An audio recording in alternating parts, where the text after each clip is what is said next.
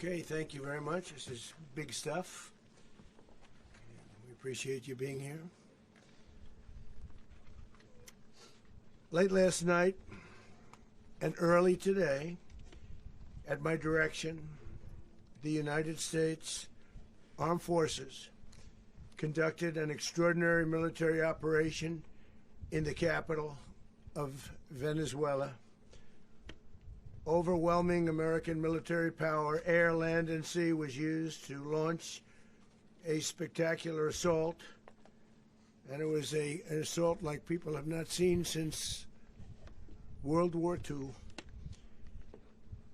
It was a force against a heavily fortified military fortress in the heart of Caracas to bring outlaw dictator Nicolas Maduro to justice. This was one of the most stunning, effective, and powerful displays of American military might and competence in American history. And if you think about it, we've done some other good ones, like the attack on Soleimani,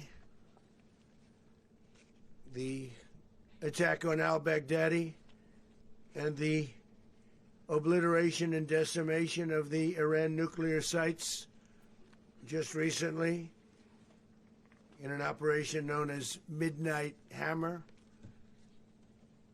all perfectly executed and done. No nation in the world could achieve what America achieved yesterday, or frankly in just a short period of time. All Venezuelan military capacities were rendered powerless as the men and women of our military, working with U.S. law enforcement, successfully captured Maduro in the dead of night. It was dark. The lights of Caracas were largely turned off due to a certain expertise that we have. It was dark, and it was deadly. But captured along with his wife, Celia Flores, both of whom now face American justice. Maduro and Flores have been indicted in the Southern District of New York, it's Jay Clayton, for their campaign of deadly narco-terrorism against the United States and its citizens. I want to thank the men and women of our military who achieved such an extraordinary success overnight with breathtaking speed, power, precision, and competence. You rarely see anything like it. You've seen some raids in this country that didn't go so well. They were an embarrassment. If you look back to Afghanistan, or if you look back to the Jimmy Carter days, they were different days. We're a respected country again, maybe like never before. These highly trained warriors, operating in collaboration with U.S. law enforcement, caught them in a very ready position. They were waiting for us. They knew we had many ships out in the sea, just sort of waiting. They knew we were coming. So they were in what's called a ready position. But they were completely overwhelmed and very quickly incapacitated. If you would have seen what I saw last night, you would have been very impressed. I'm not sure that you'll ever get to see it, but it was an incredible thing to see. Not a single American service member was killed, and not a single piece of American equipment was lost. We had many helicopters, many planes, many people involved in that fight. But think of that, not one piece of military equipment was lost, not one service member was, more importantly, killed. The United States military is the strongest and most fearsome military on the planet by far, with capabilities and skills our enemies can scarcely begin to imagine. We have the best equipment anywhere in the world. There's no equipment like what we have, and you see that even if you just look at the boats. You know, we've knocked out 97% of the drugs coming in by sea. 90%. Each boat kills on average 25,000 people. We knocked out 97%. And those drugs mostly come from a place called Venezuela. We're going to run the country until such time as we can do a safe, proper, and judicious transition. So we don't want to be involved with having somebody else get in and we have the same situation that we had for the last long period of years. So we are going to run the country until such time as we can do a safe, proper, and judicious transition. And it has to be judicious because that's what we're all about. We want peace, liberty, and justice for the great people of Venezuela, and that includes many from Venezuela that are now living in the United States and want to go back to their country. It's their homeland. We can't take a chance that somebody else takes over Venezuela that doesn't have the good of the Venezuelan people in mind. We've had decades of that. We're not going to let that happen. We're there now, and what people don't understand, but they understand as I say this, we're there now, but we're going to stay until such time as the proper transition can take place. So we're going to stay until such time as we're going to run it, essentially, until such time as a proper transition can take place. As everyone knows, the oil business in Venezuela has been a bust, a total bust, for a long period of time. They were pumping almost nothing by comparison to what they could have been pumping and what could have taken place. We're going to have our very large United States oil companies, the biggest anywhere in the world, go in, spend billions of dollars, fix the badly broken infrastructure, the oil infrastructure, and start making money for the country. And we are ready to stage a second and much larger attack if we need to do so. So we were prepared to do a second wave if we needed to do so. We actually assumed that a second wave would be necessary, but now it's probably not.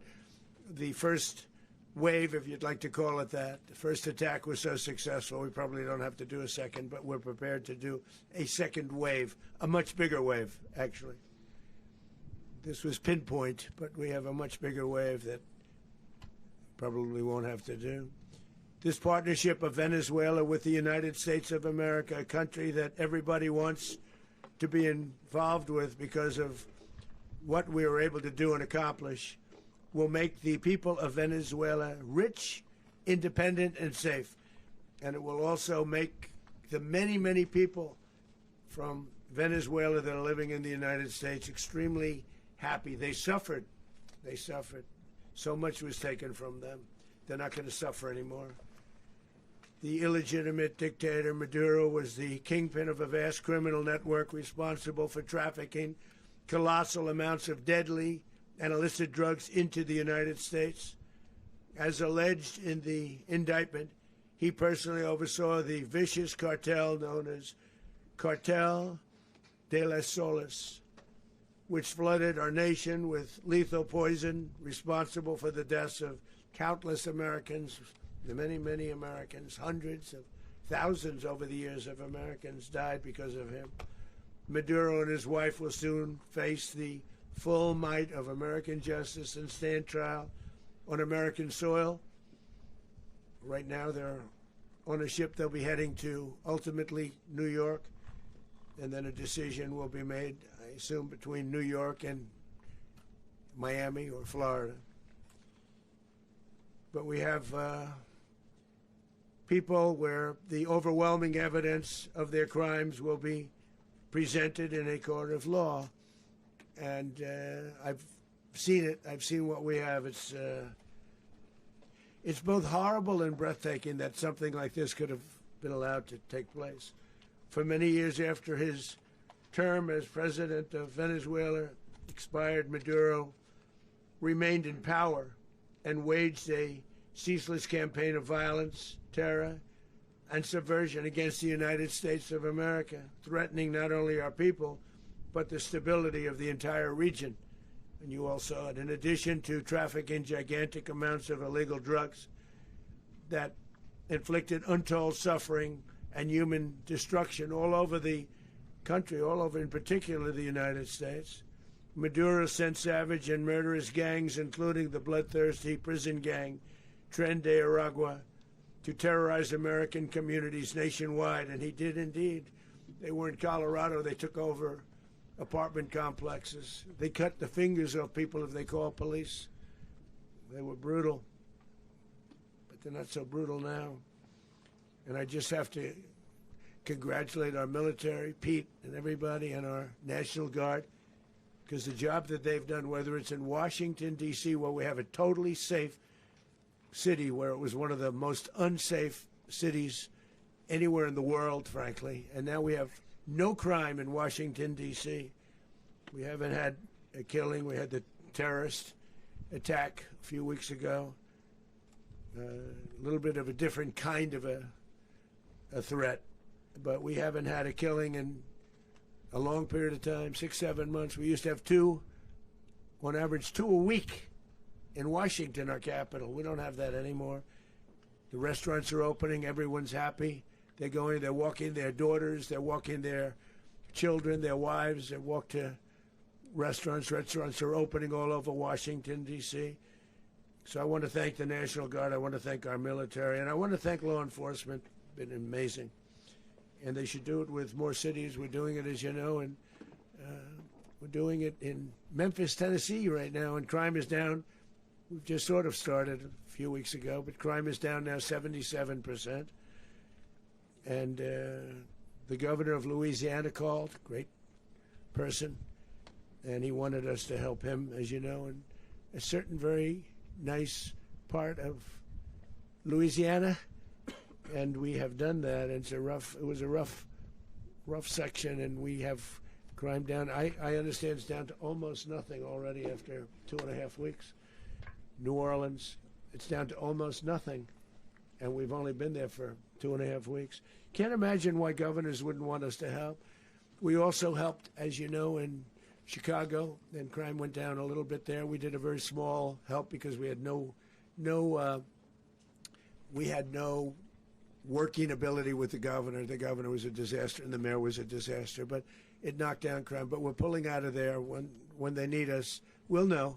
You'll know. You'll be writing about it. And likewise, Los Angeles, where we saved Los Angeles early on, where the head of the police department made a statement that if the federal government didn't come in, we would have lost Los Angeles. That's long after the fires. That's when they had the riots in Los Angeles. We did a great job. Got no credit for it whatsoever, but that's okay. It doesn't matter. We don't need the credit. But we'll be pulling out when they need us. They'll call, or we'll go back if we have to. We'll go back. But we did a great job in various cities.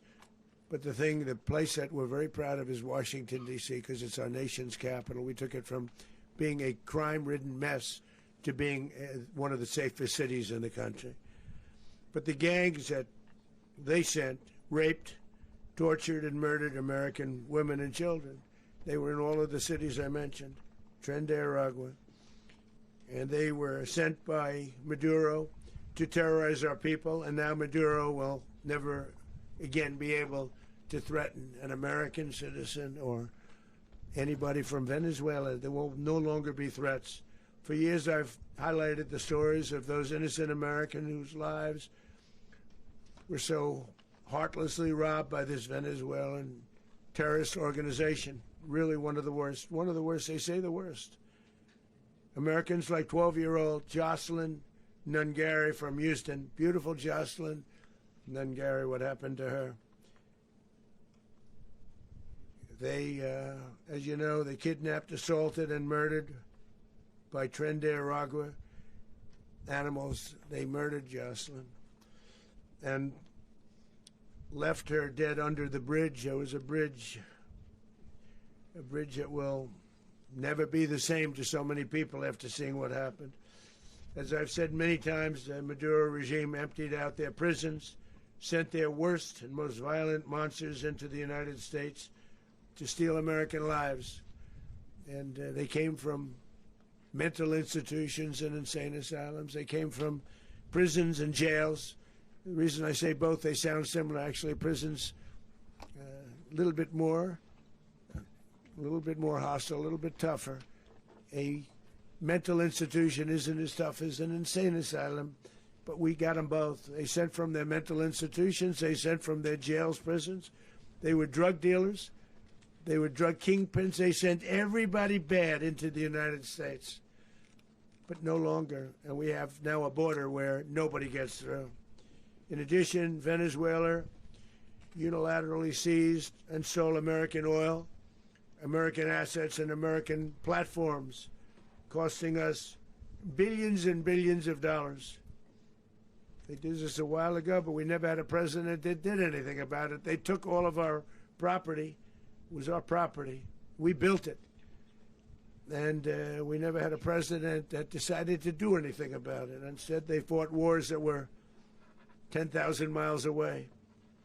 We built Venezuela oil industry with American talent, drive, and skill, and the socialist regime stole it from us during those previous administrations, and they stole it through force. This constituted one of the largest thefts of American property in the history of our country. Considered the largest theft of property in the history of our country. Massive oil infrastructure was taken like we were babies, and we didn't do anything about it. I would have done something about it. America will never allow foreign powers to rob our people or drive us back into and out of our own hemisphere. That's what they did. Furthermore, under the now deposed dictator Maduro, Venezuela was increasingly hosting foreign adversaries in our region and acquiring menacing offensive weapons that could threaten U.S.